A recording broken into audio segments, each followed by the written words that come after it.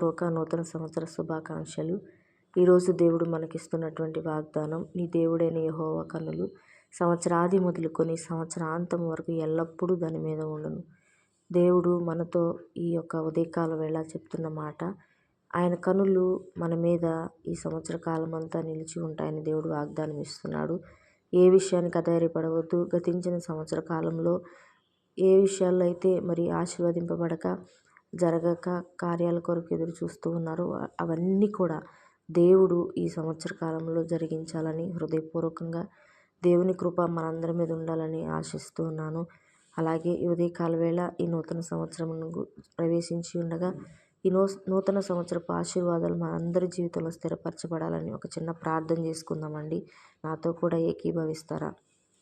కళ్ళు మూసుకొని ప్రార్థన చేసుకుందాం. పరిశుద్ధుడైన దేవా, నీకు వందనాలు. నీ ప్రియ బిడ్డలు ఎవరైతే ఈ ఉదయకాల వేళ ఈ మాటలు వింటున్నారో వారి జీవితాల్లో అత్యధికమైన ఆశీర్వాదాలు, మేలులు మీరు సమృద్ధిగా దయచేయండి అయ్యా.